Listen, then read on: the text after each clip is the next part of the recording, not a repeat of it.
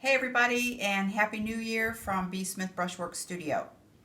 One of the things I've decided to do for the new year is try to do some, actually a lot more YouTube videos and some live streaming via YouTube and just kind of involve my audience a little bit more in my day-to-day and weekly activities. So showing you some paintings that I'm working on and some tips and stuff that my students are working on.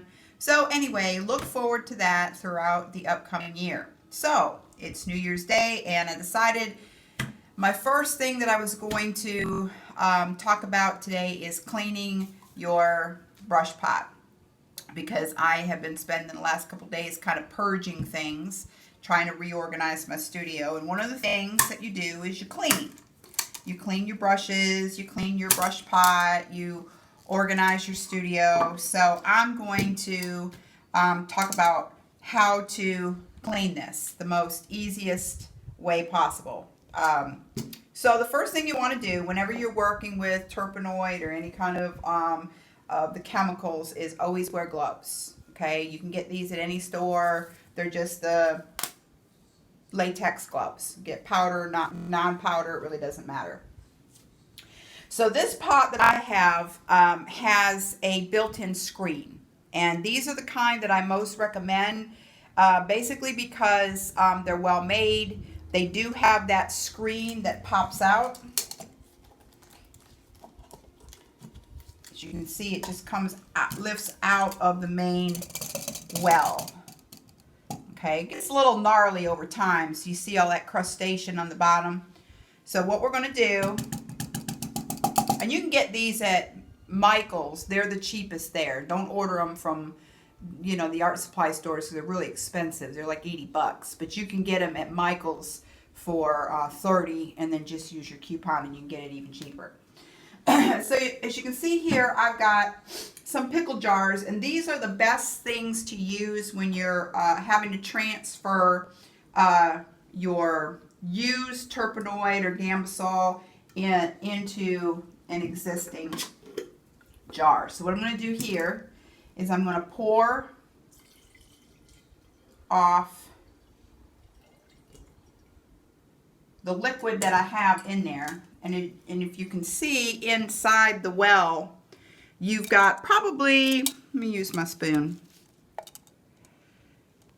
You've got a good, not quite a whole inch, about 3/4 of an inch of what I call mud.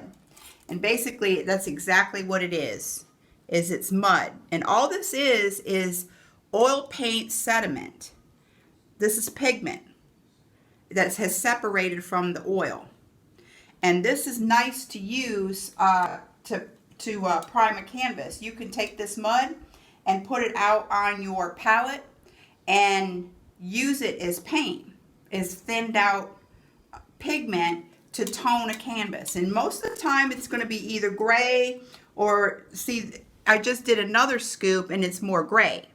It's always going to be some kind of neutral color, and a lot of times that's what you want when you're priming a canvas anyway. So I'm going to take, as you can see, I used a plastic spoon. That's going to be the best thing to use to get all of the mud out of your can. And you're just going to scrape it out using the spoon. Get as much out of it as you can.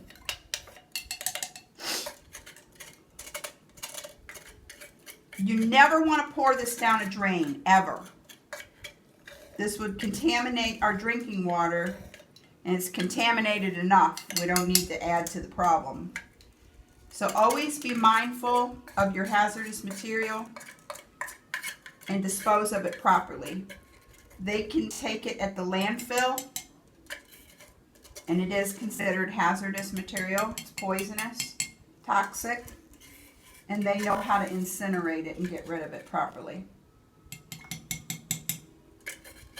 Okay, so I've scraped the majority of the mud out of that well. So what I'm going to do now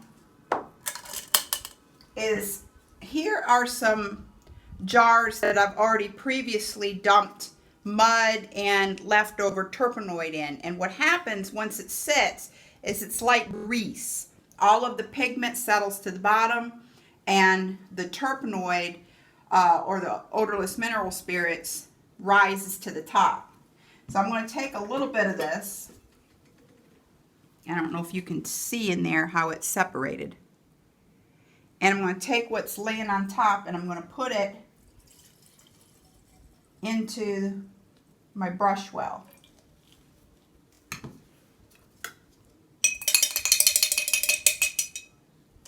Then I'm going to take my spoon and I'm going to just stir it. And all this is doing is it's going to get rid of all the rest of what's left in there.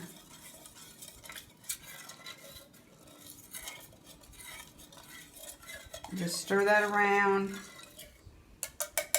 And then you're going to pour that into your jar that you've been working in.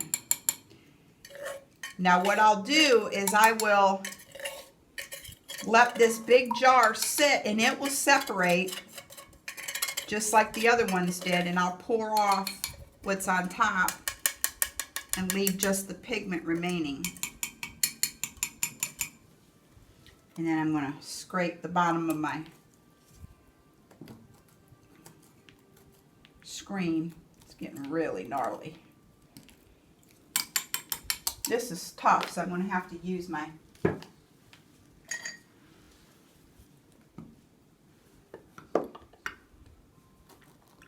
palette knife and just scrape it. And again, all this is just dried up pigment. It comes right off.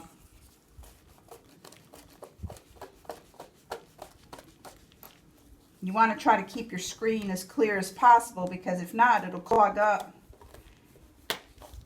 and stuff won't go through to your well like it should. All right, much better. Just throw that into the pot. It'll all settle to the bottom. All right, so now what we're going to do is we're going to wipe out what's left. And I like to keep a roll of shop rags. These are heavier and more durable than your regular paper towels. And get a good amount and just stuff it down in there. And you're going to wipe what's left in that well out with the paper towel. Now again, remember I said to be mindful of disposing of things properly. This is all full of OMS and paint sediment. So I'm going to drop that in the rag along with my plastic spoon.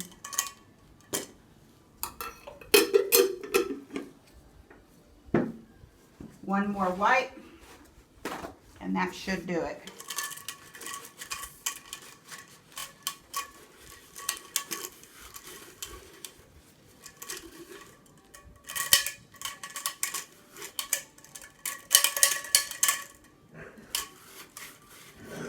You want to try to get all of the loose sediment out as possible. That's why you use these paper towels. Okay, and there you have it. You got a nice clean brush well. Your screen is clean. Take this and just wipe the bottom of it off. Put this in your plastic. Now we're ready to accept some new terpenoid. So I used what was in here to swish my pot. So now I've got another jar, as you can see, that's already separated. And you can really tell well here in this one. So your sediment is along here, and then you've got a good 2 inches of OMS that has risen to the top. Now we don't want to waste that, because this stuff isn't cheap. So we're going to go ahead and add what has been separated into our brush well. It's recycling. Saves us money. And artists like to save money because our stuff's expensive. Then you put your screen back in. And you want to, come in close on this, you want to fill your brush well up to you have your odorless mineral spirits just about a 1/2 inch above your screen. And then you're done.